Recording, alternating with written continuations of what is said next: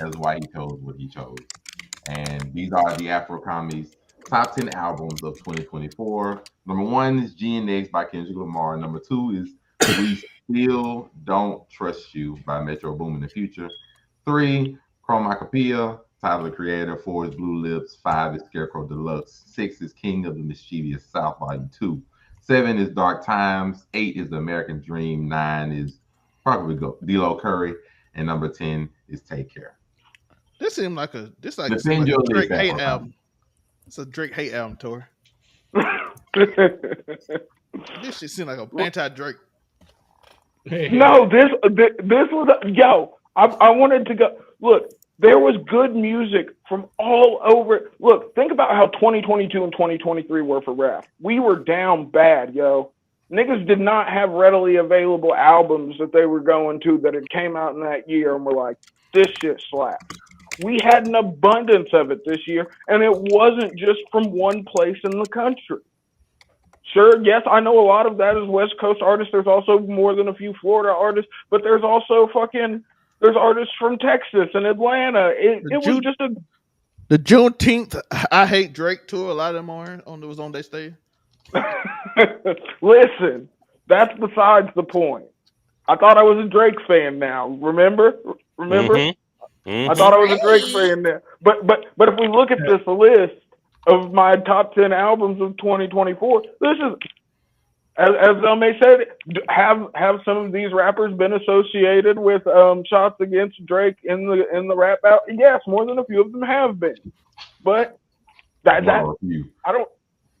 I'm just saying, yo, very good albums. You can pick any one of those albums. Somebody will find, if you like rap music, you will find something you like on all of these albums.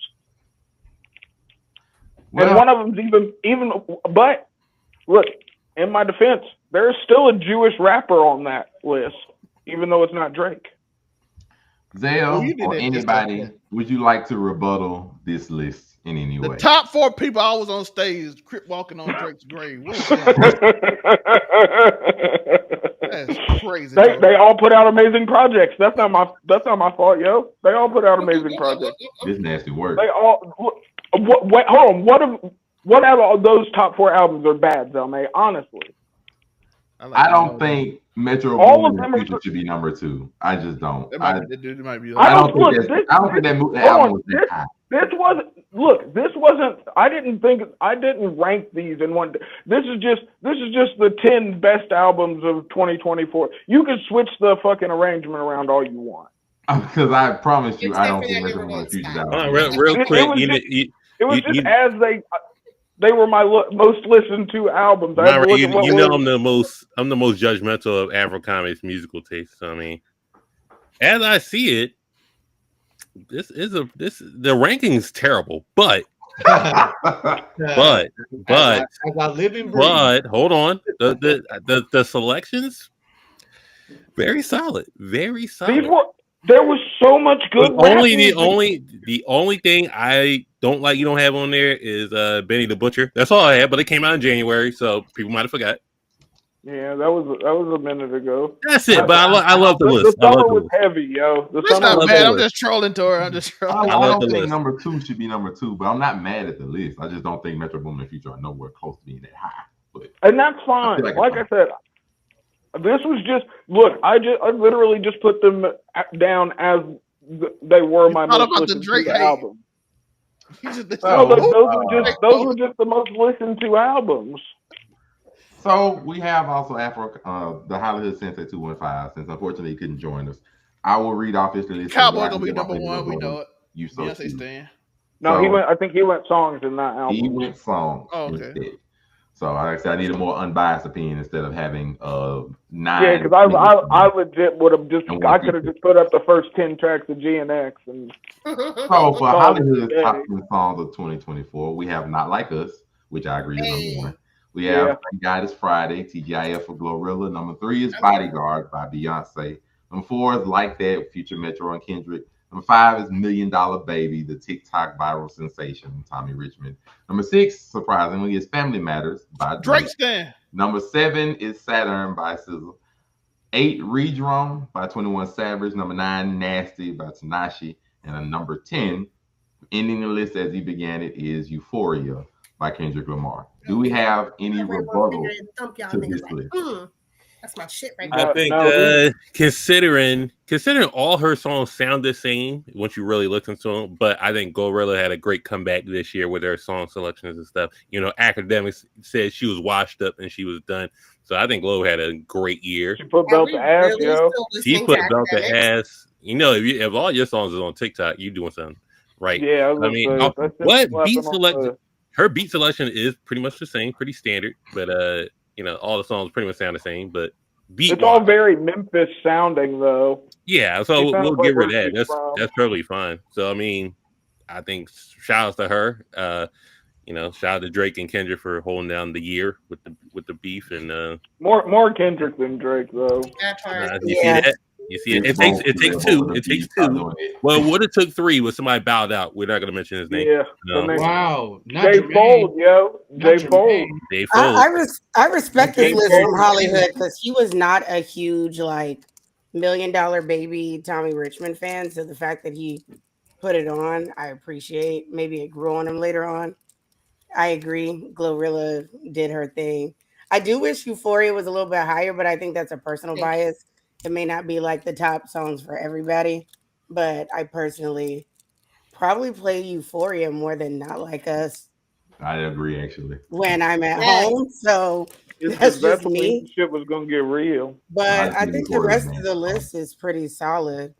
Like I'd have to go through my Spotify to adjust, but I'm not mad at this list. Outside of Bodyguard, I'm not in love with Bodyguard. So to be honest, I don't think it should be in the top 10. Beehive, don't come for me. I was at the Renaissance tour just like y'all, but yeah. I'll be honest, I don't think I've heard it. I don't think it needs to be in the top 10 personally. Hollywood would show up if you. He wanted to show up on this show from work. And be like, hey, he was never gonna do a top 10 without Beyonce on it if she dropped an album. If she dropped an album, he was never gonna do it. I'm surprised she's on at number 3.